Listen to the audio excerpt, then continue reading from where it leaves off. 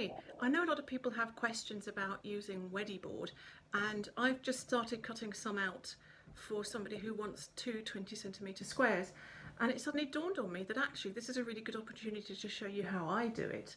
There are other ways, of course, but let me show you. So here's my wediboard. I've already drawn some lines on it because for the project that I'm cutting at the moment I want it to be quite accurate shapes. So I've measured 20cm squares and I'm cutting along those lines. What I've done first of all, I'm using my craft knife because I want it to be accurate, and I want to just show you first of all the difference in effect. This is an ordinary old table knife and I use this quite often if it's a really big project.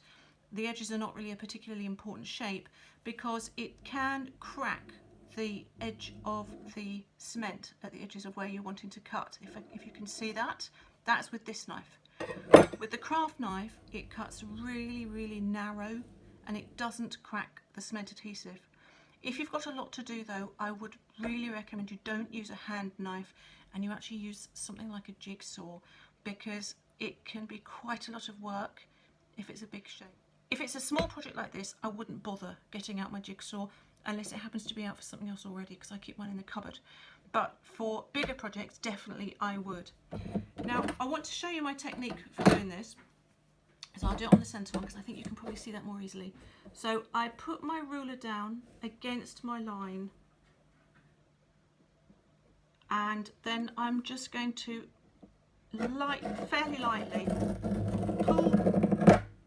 pull the point of my knife over the line, and it's quite difficult to see. You probably can't see it from there. I can only just see it, but what it does, it has given me just a little bit of a channel that I can now go along, because what I need to do is I need to cut through the grid markings that you can see, and that is in fact where I used the bigger knife. You can see the bits of the fiberglass mesh showing, and those are the bits that I'm actually having to cut through when I see the grid pattern.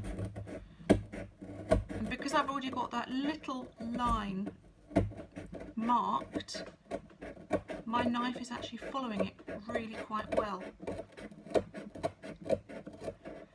So that's my favourite method.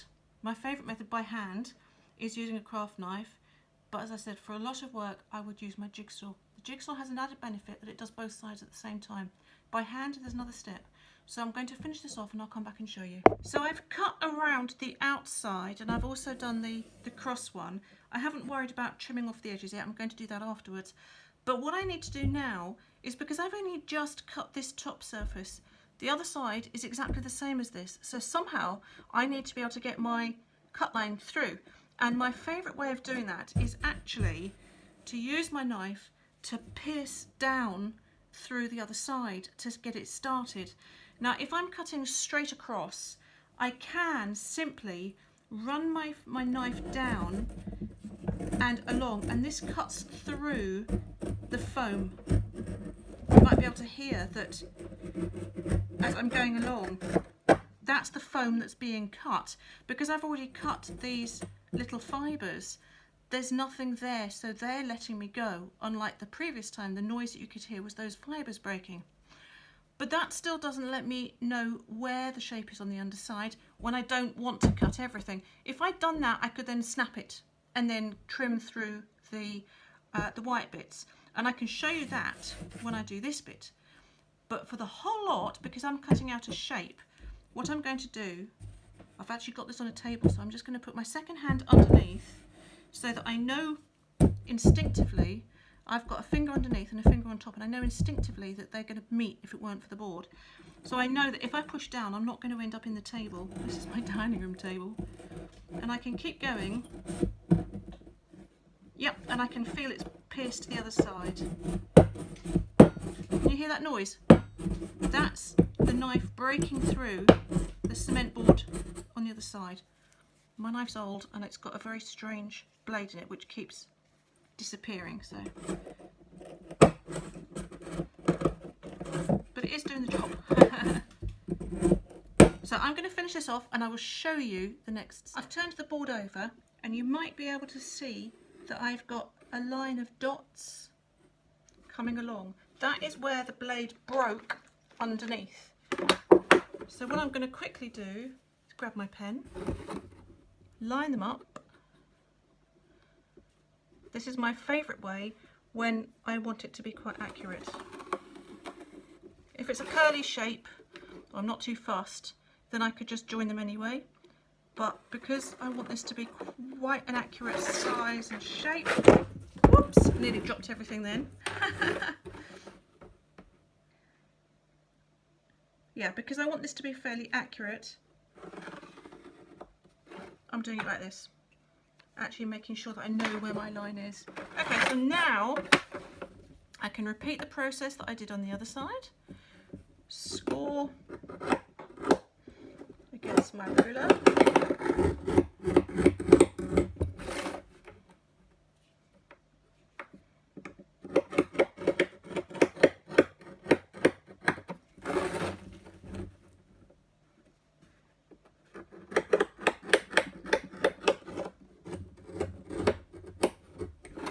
And now I can come back and just cut through, but of course again I'm having to cut through the fibres.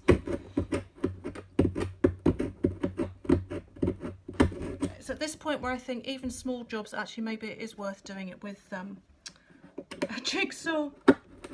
But for those of you who don't have a jigsaw, this is a very, very good method.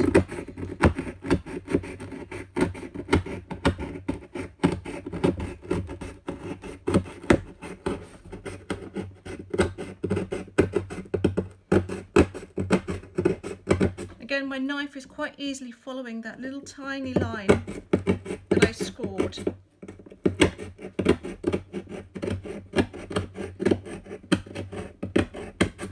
But I won't expect to ever use this blade again for anything like paper.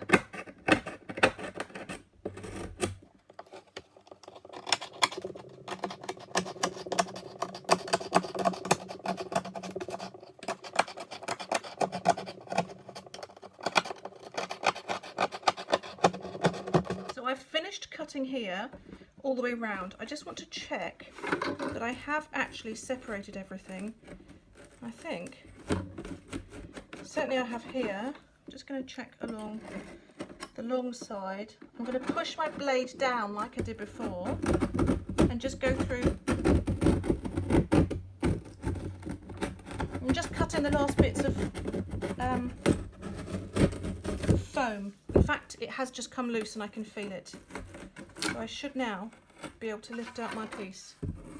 So my next step is, because this is 2 boards and I've gone down the middle, what I'm going to do, I don't need to go through the back on this one. So what I'm actually going to do is I'm balancing it on the rest of the weddy. There we go. I've cut it as much as I can with this blade. Now, can you see it's now opening up? There we go. And this time I've got a beautiful, beautiful line. I can turn it the other side, prop it like that, so I've got a sort of a V shape. I'm keeping it like that because it makes it easier to then cut neatly. Can you see how I'm doing this? Let me see if I can turn around a little bit, see if that helps. So I'm just cutting now through, let me turn it the other way up so you can see this end finishing as well. Really the only bits I'm going through now are the fibre pieces. There. Oh, one more. There we go.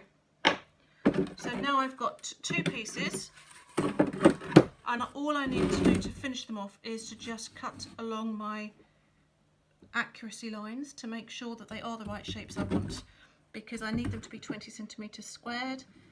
I'm supplying them to somebody, so I'm actually going to neat them up. But I'm going to use the same process that I've just done. And here are my 2 finished boards. So they've got 4 relatively neatly cut sides, and they've got bits that will need neatening up, but can you see those little bits sticking out? I'm going to trim them off anyway for my customer. I hope that was helpful. It'd be great to hear from the feedback if that was useful, and if you would like to have a tutorial for cutting out a more complicated shape, or a freehand, or with a jigsaw or anything like that, let me know and I can see what I can do. Bye for now.